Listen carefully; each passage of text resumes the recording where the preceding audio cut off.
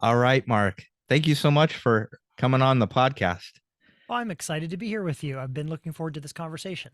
Yes, from the start of my podcast, I've been wanting to interview you, and at first, I was wanted to talk to you about your book, the wisdom of your heart. Yeah, But you've got a new book out now. I do. That's true. Just brand new out this last week, Journaling for Spiritual Growth. Subtitle 6 Weeks to Build a Habit that Fosters Spiritual and Emotional Maturity. So habits, building habits, uh, and spiritual and emotional maturity. Those are three things that I talk all week about with people. So I'm Yes. really excited about this resource for folks.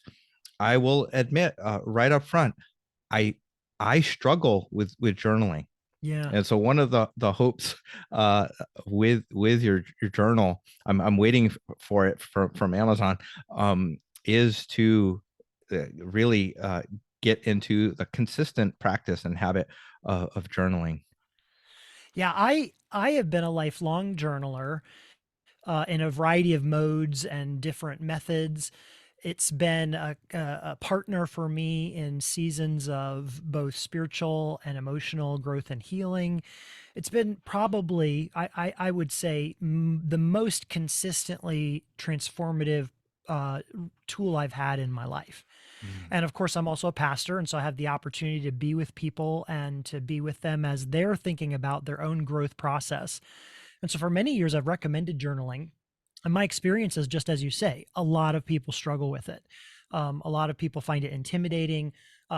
People will get a model that they hear or read about, and then they'll dig in and try and do that model, and it will work for them for a few weeks, and then it will drop off. And that just is so consistently the case for people. And so I was thinking about why that is, and what has worked for me and what I've learned over the many years of study about, many folks who for whom journaling has been significant. Why is it different? How did it work? And so this is kind of the fruit of that. My hope, my intention with this little book is to put something in front of a person that is gentle and doable and winsome, that invites you into a process, that gives you space to create something that is workable for you, your temperament, your season of life, your particular needs emotionally and spiritually. Mm. Because I think that part of what makes it sustainable is that it fits, right? I think a lot of times we're given practices, whether spiritual practices or even practices for emotional health. We're given practices by people, coaches, therapists, pastors, and those practices don't necessarily fit. And I've really come to believe that for a practice to be sustainable, it has to work within the context of your real life, your actual real life that you have right now. Like, you might be told your spiritual life and your emotional life is going to be so much better if you can spend an hour and a half journaling in a particular way every day. And you might nod your head and say, that sounds great. I would like that outcome. But then the reality of your life is that you don't have an hour and a half every day to do this, Mm. and so my intention was to start in a place where you can identify what space you have in your life and how to use that particular space in a sustainable way. And if you find that that time is useful, what I suspect will happen is that the time will grow. If you Mm. find that the time brings benefit to you, you're going to find more availability to incorporate into your life. But if it's not doable, you're not going to stick with it. Mm. Right. It's just like healthy eating or physical activity. Right. It's something that you always like feel better and see the benefit of it, but it can be difficult to kind of protect the practice of it and the habit of it in a sustainable way. Uh, Right. yeah, I I I've I'm one of those folks that has lots of journals, like Yeah. Right. starts, Yeah. lots of starts. So I'm glad we're having this conversation in November, before New Year's Right. resolutions. That's right. It's the You know, time. yes. Uh, but uh, w- I think I don't. One of the things that I see a lot of people needing is to slow down, to Mhm. carve out time and space to reflect and process what they've been through the last couple of years. Yes. And it's been very difficult for individuals, for families, um, for our city, for our country, Yeah. Yeah. and uh, taking time to journal, to work through things, um, it is really important. It's something I'm hungry for, and a lot of Yes. people are hungry for. Yeah. Yeah. Yeah, that's really so crucial, right? Like I all of us grow not just by having life experiences. We grow by reflecting on the life experiences that we have, right? That's the work you do every day in your therapist chair. That is often the work that I do as a pastor, helping people stop and reflect on what they're thinking and feeling. And that experience, metacognition, and whatever the equivalent word is for emotions, where we're thinking about our feelings, that experience, that is the resource for how we grow. We stop and evaluate, why am I having the thoughts I'm having? Why am I feeling the way that I'm feeling about the thoughts that I'm having? Why did I have that feeling in that interaction with that person? Where was that coming from? Like that whole process is how we learn about ourselves and our identity and our relationships, and spiritually, who we are, how we see the world, how we see God, who we're becoming as people. And that process is necessarily a slow process. You have to stop. You have to get out of the speeding track of your life in order to stop and think about what you're thinking and feeling. And most of our lives are just simply not constructed to allow space for that. And so we are tearing on at a high pace, having to get on to the next thing. And so we have experiences in our backpack, every day that goes on in our life, we're collecting more and more experiences, but they go unexamined. And because they go unexamined, then we're left to sort of react to our own internal drives, to our outward circumstances, to the stories we've been handed by parents or pastors or the culture around us. And by living reactively, we're not really actively forming who we're becoming. We're being shaped by all these exterior forces. And so journaling is simply a tool, a mechanism, a technology that asks us to stop, to slow down for a moment and think about what we're thinking and feeling. And when we do that with consistency over time, it bears enormous fruit in understanding who we are. And that is where I believe we end up experiencing emotional and even spiritual growth. Mm. I I love that.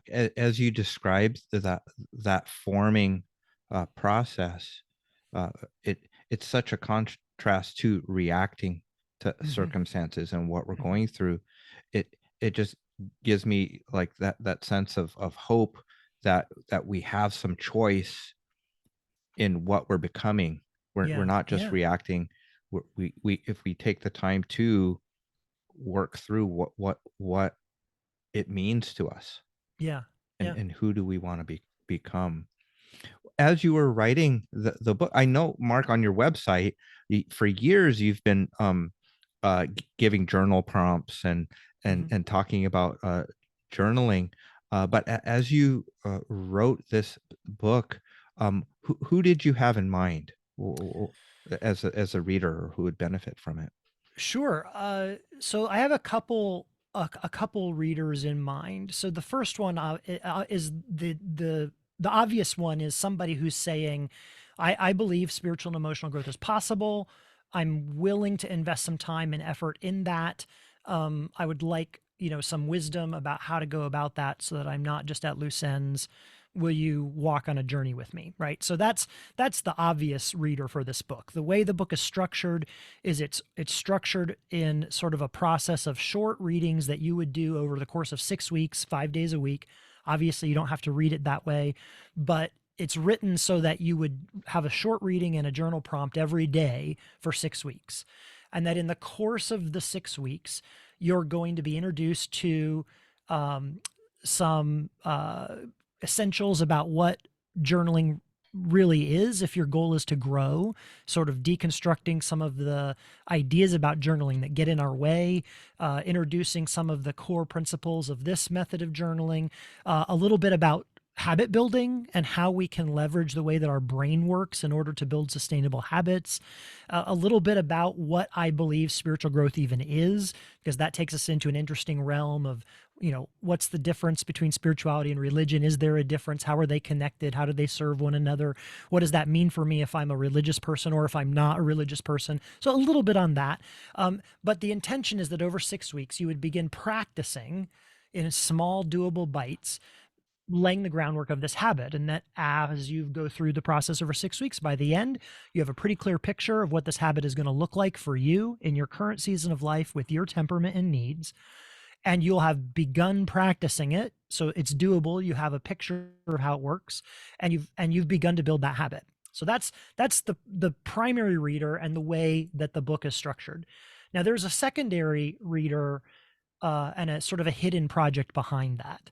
And that is that you've already mentioned that I'm a pastor. I come to the question of spiritual and emotional growth from the perspective of someone who's a follower of Jesus. But I also know that an awful lot of people in the world have very little patience for hearing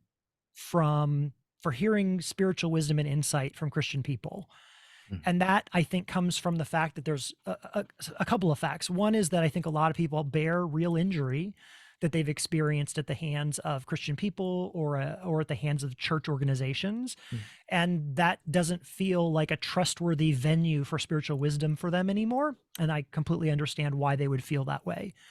But then there's also this tendency that Christians have had to sort of speak with a kind of voice of authority, that I have the answer because I'm a Christian. I have the right answer, capital T. And if you want, a good outcome, if you want to grow spiritually, if you want to know God, if you want to be saved, then you have to accept the answer that I have in the formulation that I give you. And I think a lot of people have kind of come to the point where they realize that sort of naive simplicity doesn't actually explain the way that the world works, that people are complicated. And there are good people in every tradition, and God seems to show up in lots of unexpected places.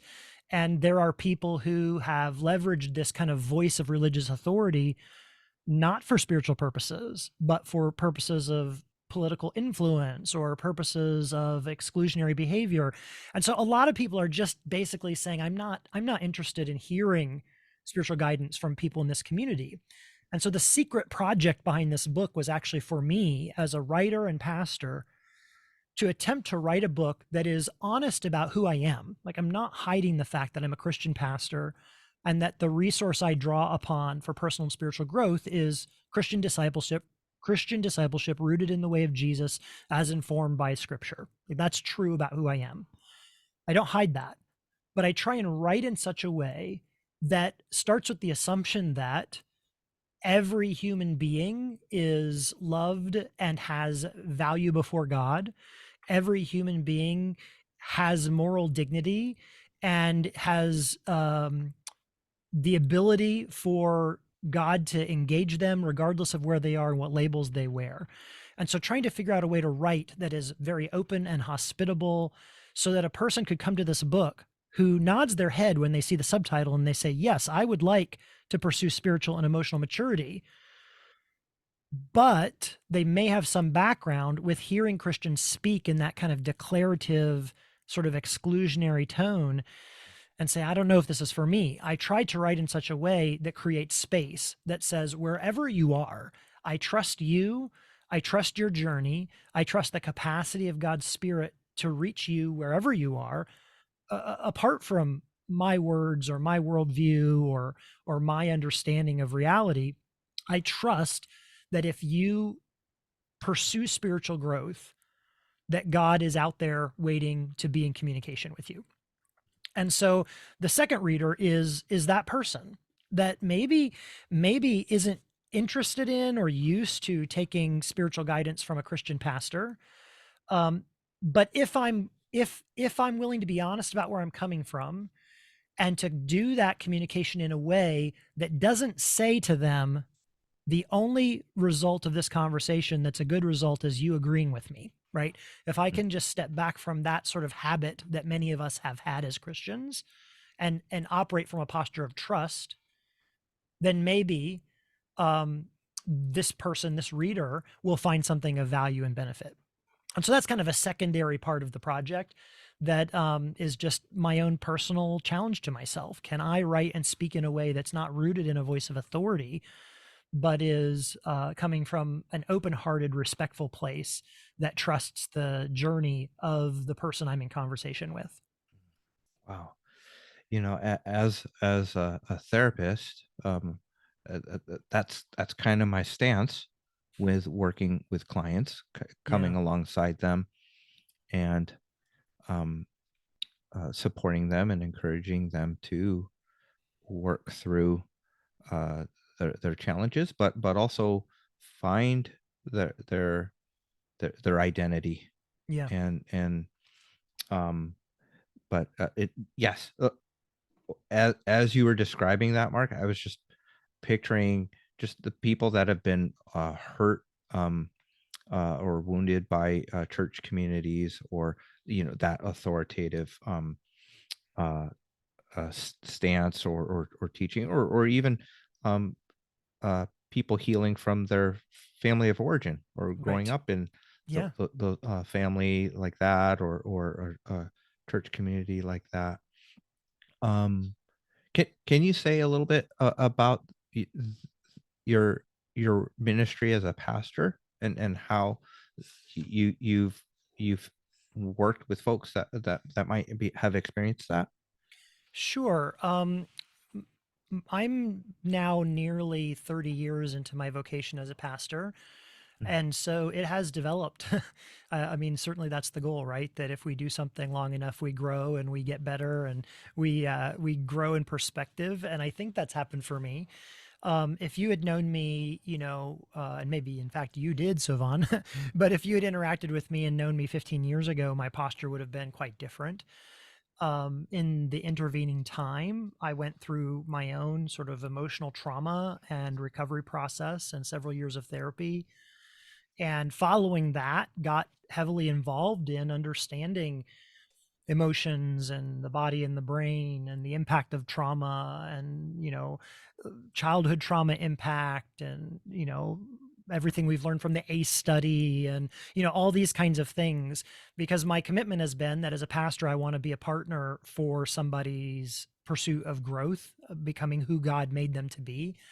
And I learned in my own life experience that untended trauma and emotional wounds were getting in the way of that, right? That I was living according to sort of uh, un unacknowledged drives.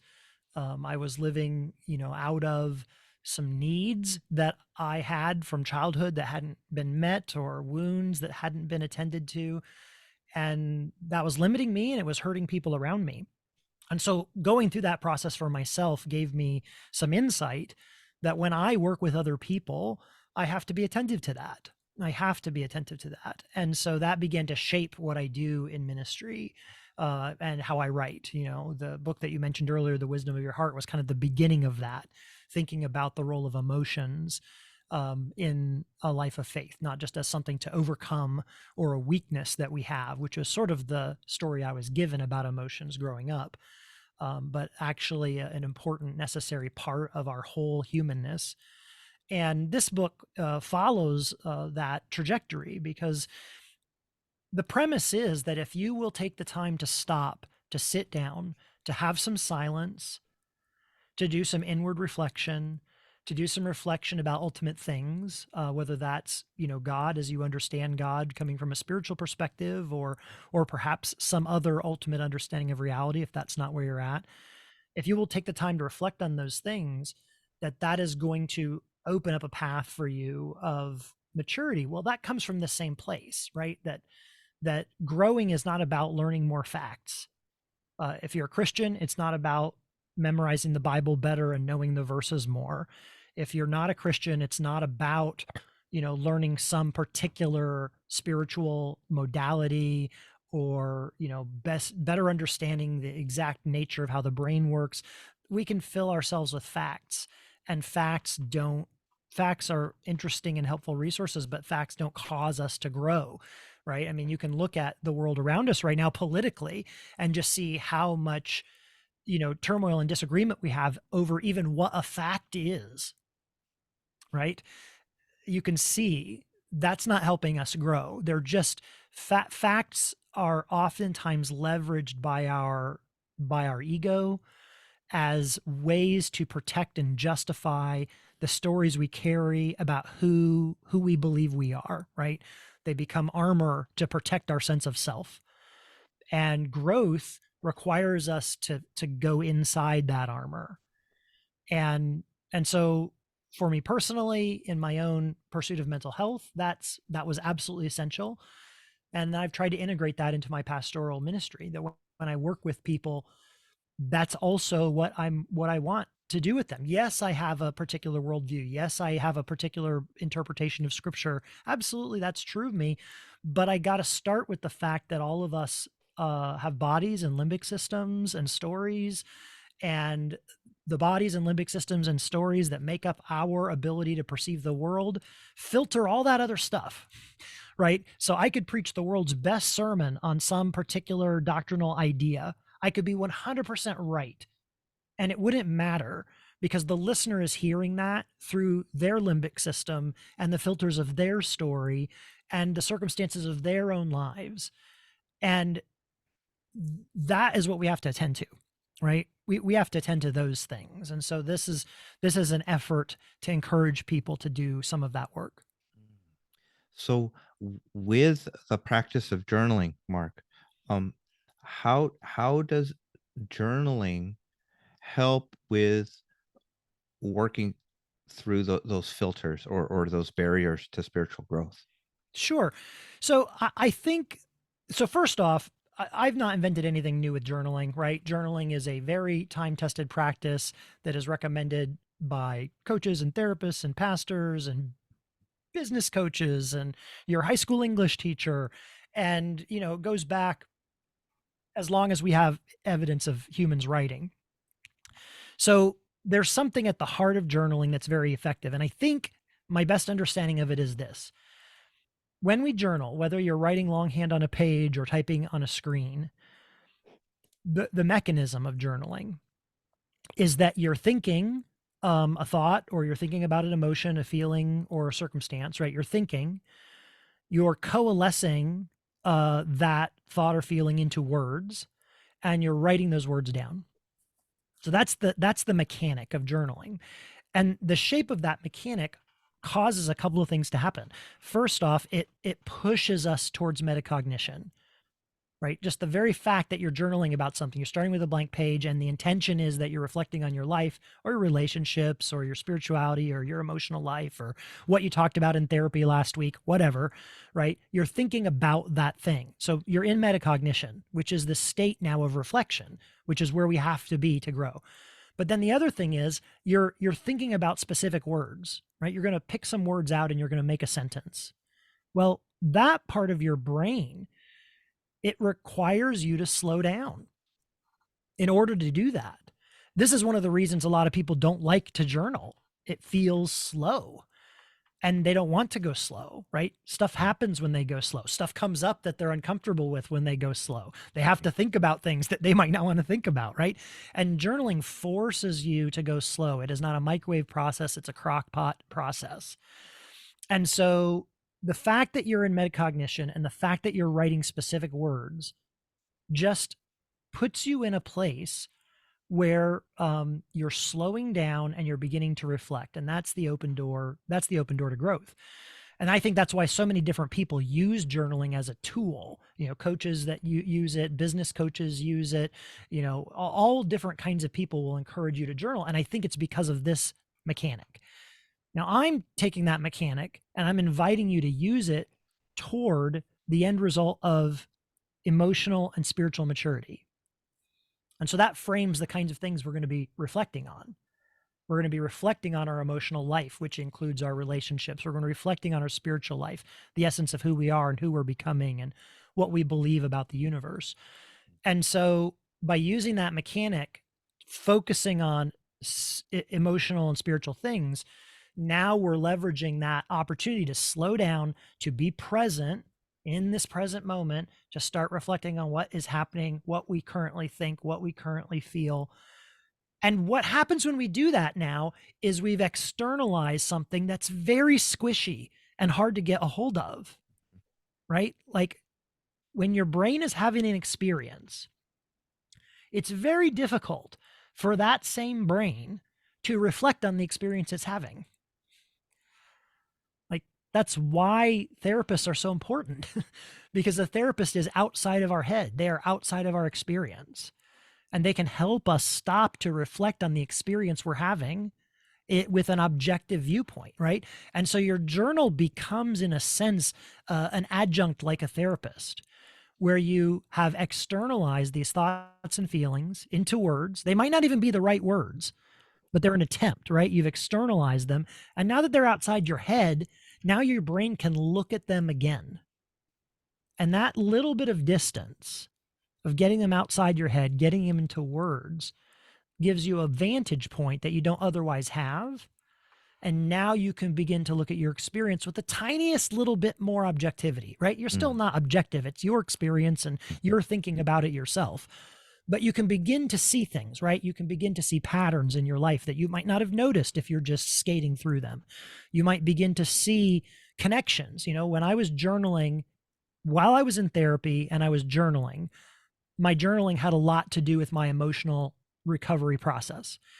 And in that mode of reflection, I started to notice things, right? I started to notice things that I thought were not connected at all, like how I was regularly having stomach trouble and feeling a lot of discomfort in my stomach. And I thought that was, something that I ate or that I was just, food poisoning or, I thought it was something biomechanical that was an issue, right? But it was this process of reflection that allowed me to connect the dots and see that every time I was feeling this, simultaneously was a time when I was having a high impact, potentially conflicty conversation with somebody. Right. Yes. And I just missed that entirely because I was so separated from my emotional life that I just didn't notice they were related. It required this externalization to begin to connect those dots, right? So that's one of the examples that when you get it out of your head and you can look at it from the outside, now you can begin to see things that are very difficult to see when it's just your brain having the experience. Yeah, that's so good. That and being able to uh connect the dots Mm-hmm. and integrate what you're thinking and what you're feeling and what your body is doing. Yeah. It's so huge. Um One thing I tell clients a lot when things are overwhelming, um and you don't know what to do, um trying to simplify things and make things smaller Mm-hmm. Mm-hmm. is really important. Um, and writing, um, externalizing things makes things smaller Right. and Yeah. makes things like you said more objective. Um, and things can get clearer, and you and don't feel so um, powerless, um, and overwhelmed by circumstances Yeah. or even what you're thinking. Uh, Right. a lot Right. of Yeah. folks, the circumstances might, outside looking in, might seem fine. For a lot of folks, the pain or the turmoil or the dis-ease, Mhm. uh, it is so much what their brain is doing, and and Right, yeah, the space between that mental experience and their sense of self is so close mm, that it's impossible to separate them, right? Like, I feel like I am my thoughts. I feel like I am my feelings. And you've got to separate that a little bit. You got to mm, get a little space to reflect on it, right? And journaling, the shape of journaling, the fact that you're thinking, picking words and writing them down, whether on paper or on a screen, doesn't matter. The shape of it gives you a little bit of that reflective space, right? mm, And it makes it so that it's a little bit more clear. And even if it doesn't make it more clear, what it will often do is clarify what you're feeling confusion about, right? Like, I will often journal, and when I look at my journaling, I can see, oh yeah, I'm very confused about this. Right? Like, it doesn't necessarily give me an answer, mm, but it still objectifies it. And I can go, oh, I don't understand this part. I don't understand, this thing that was said to me, or mm, this reaction I had. Now that I'm looking at it, I can see that this reaction was over, too much energy for what happened, right?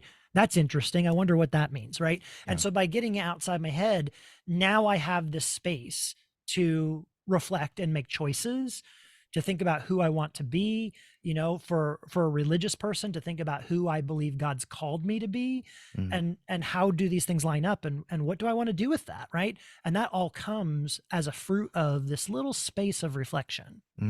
that um sometimes it might be my reactions too much.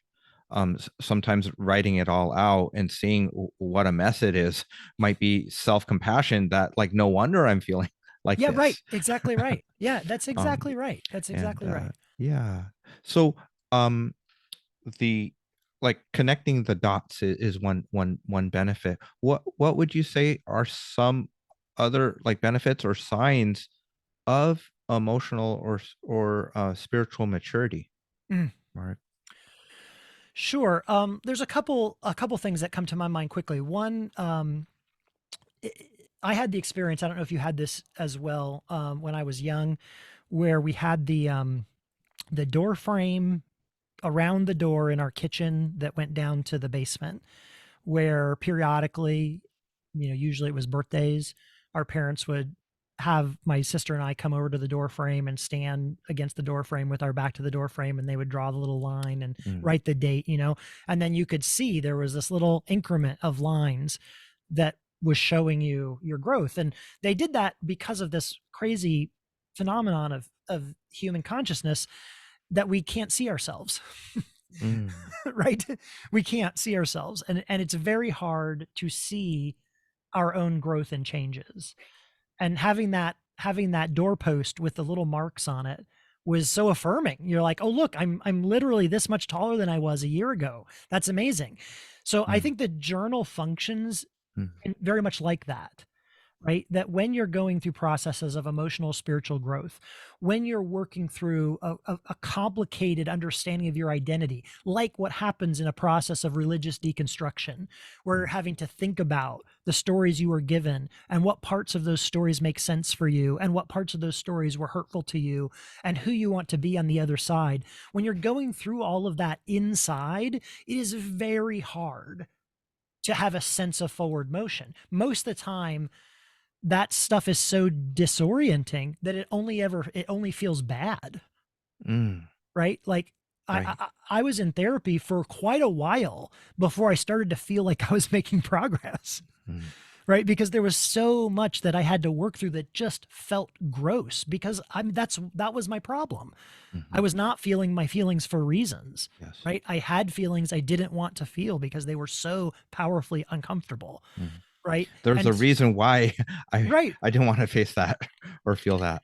that's exactly right. And so Mhm, even though I was making good progress, if you'd asked my therapist if we were doing good work, my therapist would have said, we're doing great work. But mm, in my head, it didn't feel like that. In my head, it yes. felt cluttered and painful and disorganized. And so the journal becomes a way for you to see that, Mm, right? Where you get it out there and you begin to see things like, oh, I keep having this same conversation with myself, right? I keep saying this same kind of thing to myself. That's interesting. I wonder why that is. Or the opposite. Oh look, my journal is reporting in my journal when I look at my writing, I'm feeling a lot more at peace than when I go back a year ago and look at my journal, and I just was feeling so much turmoil, right? And so that's really useful, to be able to have a sense of forward motion, be able to see it, externalize. I think that's one real gift that it gives to us. Another gift that I think journaling gives to us that's just really really helpful, um, is that, when we do this process, um, over time with some consistency, we begin to practice a discipline that many of us are not very good at. And that is a discipline at having grace to begin again.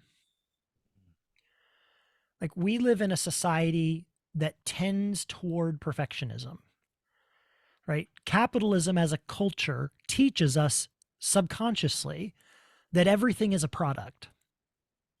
Every minute must be accounted for.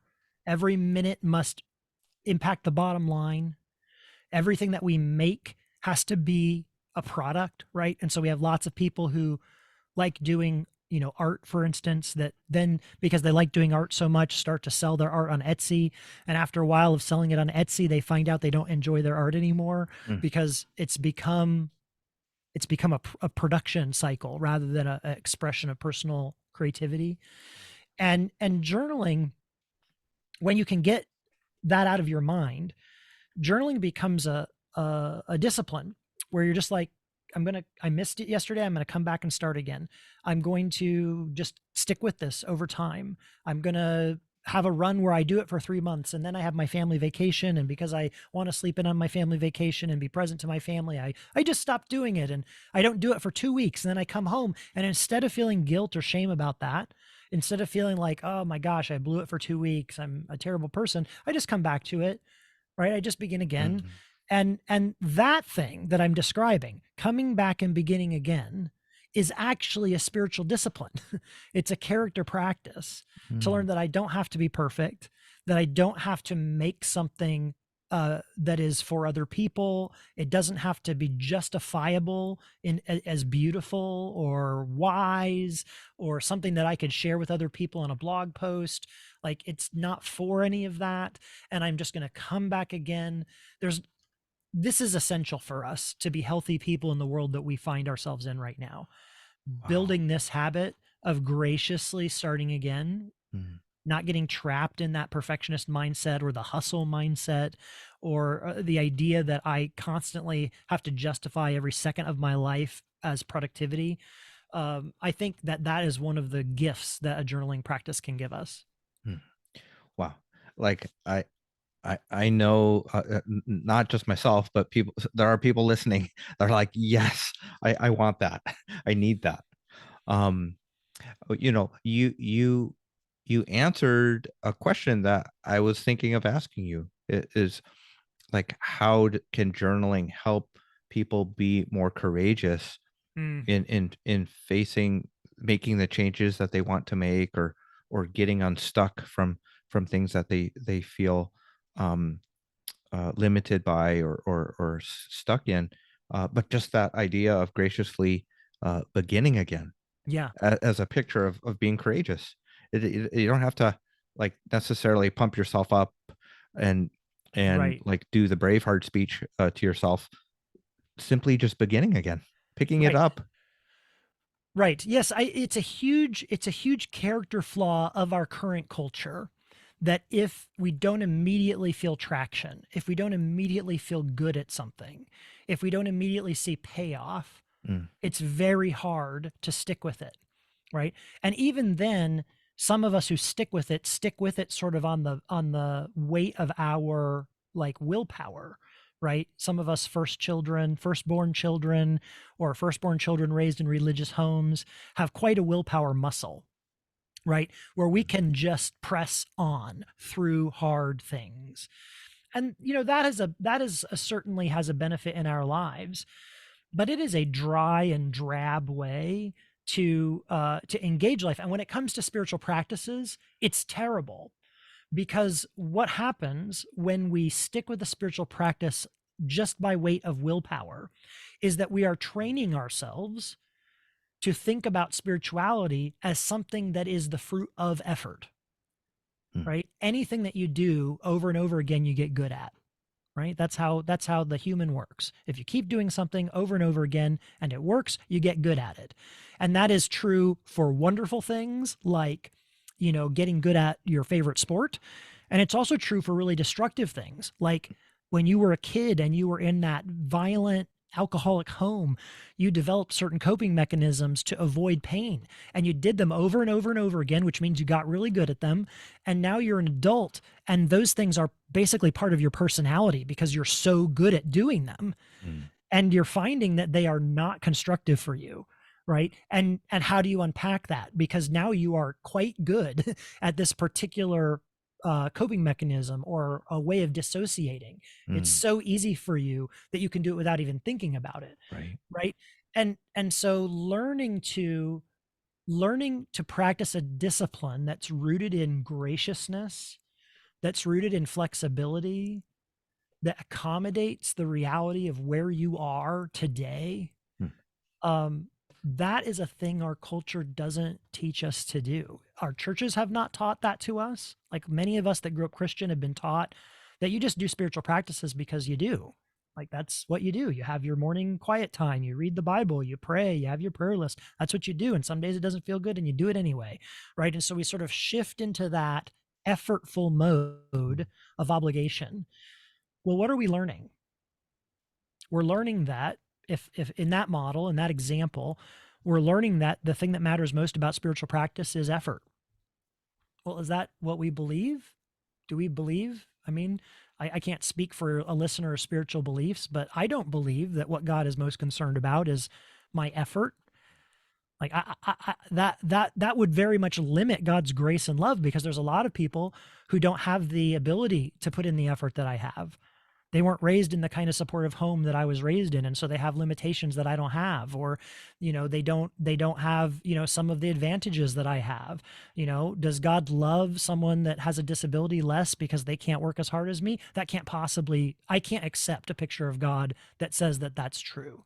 So then when we scale back to our spiritual disciplines have to be rooted in this same loving presence, which starts with flexible grace. Like we learn to show up again. We learn to walk forward knowing that we're loved and that we can trust the next step. And that in itself is something we have to practice, because many of us have learned the opposite. We've been taught by our culture, by our families, by the dysfunctions of our world, that the only thing that matters is our hard work and merit, right? Being good enough, performing well enough, being at the top of the class. Those are the things that get us noticed. Well, that is not a gateway that leads us to spiritual and emotional health. Wow. Wow, Mark, what you just shared, like if I had a blood pressure monitor, it probably went down a couple notches. It Yes. it just it just yeah, it's the space, the rest Mhm. that people need. Yeah. And um yeah, that I think this journal is going to help a lot of people.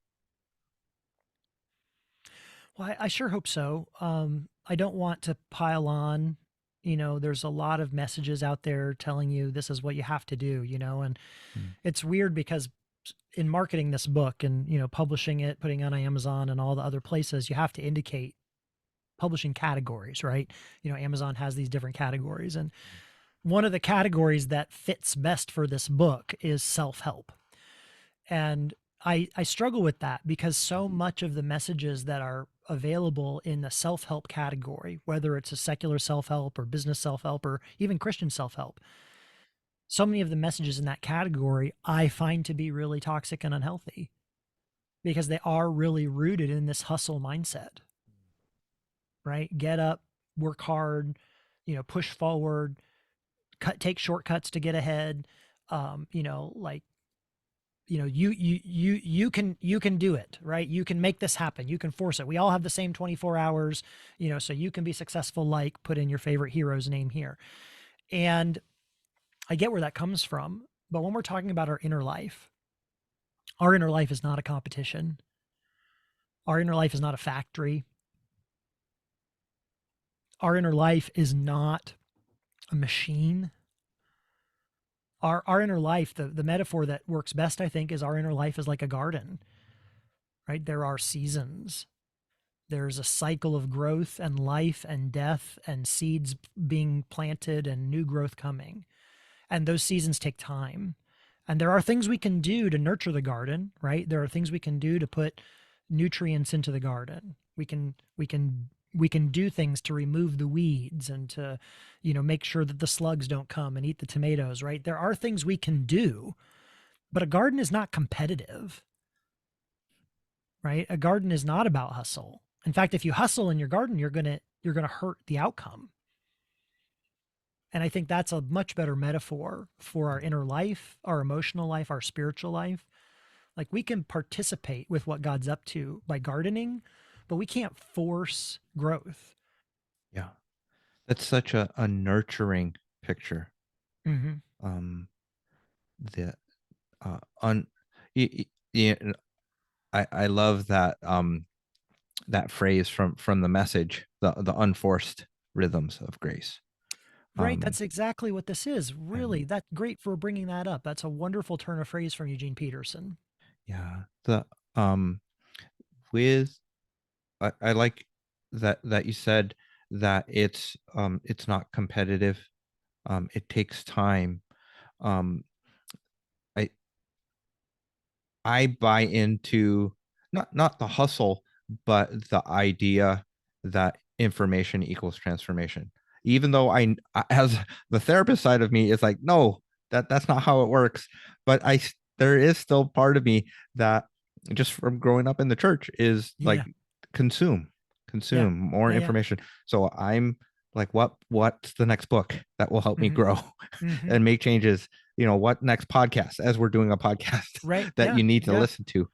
Right. But it really seems like the practice of journaling is not is a pause from the consumption, Yes. and it's the exhale. That's It's exactly it's right. letting the growth happen. The information is the seeds being planted, but Yeah.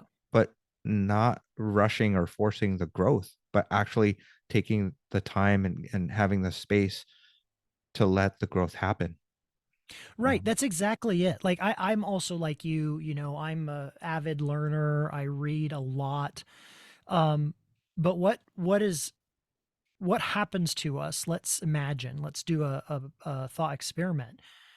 Say that we're reading, you know, 50 books a year as our normal habit. And we just, you know, get done with one book. We've got a stack. We're going to go to the next one. We're going to read the next one. mhm. Right. Okay. Well, what about if we were to say, what if I'm going to just read 25 books a year?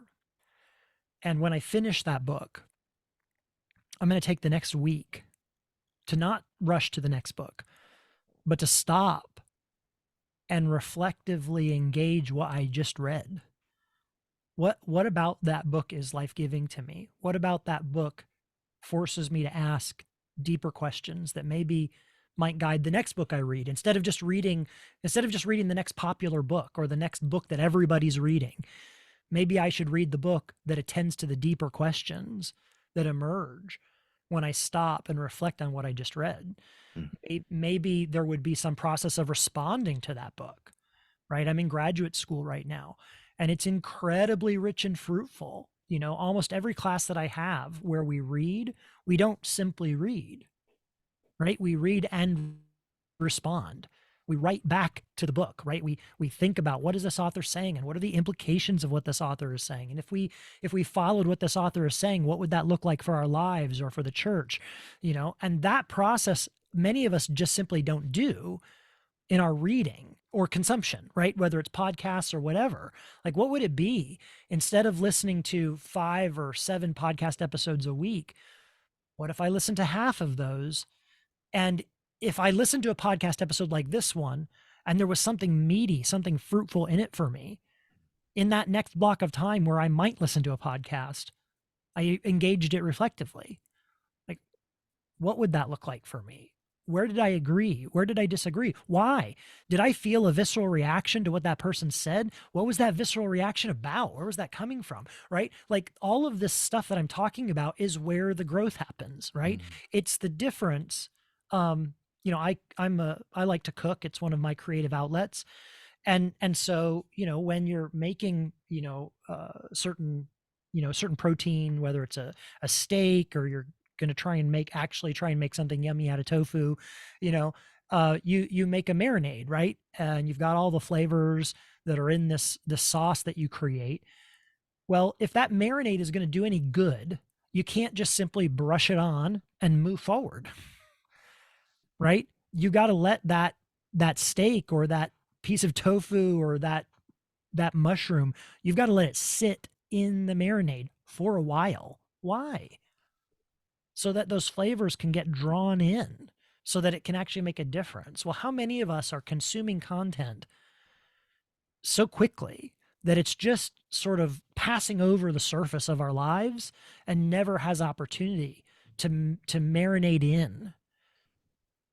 And if we are like you and I, if we are people who are reading these books or listening to these podcasts because we want to grow, right? Maybe we're pursuing, growth in our vocational skills, or maybe we're pursuing growing in our theological understanding or personal growth.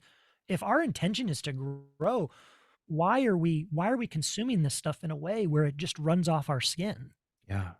It runs off our skin, and it widens the gap between like what we think we should do, Yeah, and what we're actually doing, right. you know, and and it just amplifies the idea, or that sensation of, um I'm not doing what I should, or Right. I'm not who I should, I'm not doing right, but that's more of the effort, Hmm. right? Hmm. But or I'm not becoming, or I'm not being formed into who I need to be. Yeah. There has to have we have to have that rhythm of responding, Yeah. and taking action. Yeah, you uh you used the metaphor earlier of breathing, right? The breathing in and the breathing out, the breathing in and the breathing out. That's exactly what I think this is about, right? Do we have that rhythm? Do we have that pacing in our life? mm, yeah. um Again, I'm excited, and I'm glad that you wrote this, Mark. Um, your previous book, the wisdom of your heart, for clients and friends that are listening to the podcast, they're familiar with that book, because I'm constantly, for the last several years, I've been constantly recommending that, and I'm going to be recommending this latest one. As we wind things down for today, any last thoughts, and how can listeners uh, connect with you and order the book? Sure thing. I work hard to make sure everything I do is findable from my website. So go there, www.marcalanschelske.com, Marcalanschelske. And I write periodically there. My podcast episodes will show up there. You can find links to my social media there. So I'm in all the other places, right? My podcast is on YouTube. It's available in all the podcast places. The book Journaling for Spiritual Growth is on Amazon and Barnes and Noble and a variety of other platforms. You can get it there, as well as my other books. But my website will give you places to see all of that as well. There's a full page on my website about this book, talks about what's in it, what it's about, people that have read it, what they've had to say about it, and links to the various places that you can buy it. So that's the best place to find me or to interact with me. I'm happy to interact, answer questions by email or on social media as well. I'm either Schelske or Marc Alan Schelske in all the social media places. Wonderful. All right. Thank you so much, Mark. Hope you have a great Thanksgiving. with your family Thank you. and Yeah, church as absolutely. You well. too. All right. Take care. Bye. Thanks. Bye.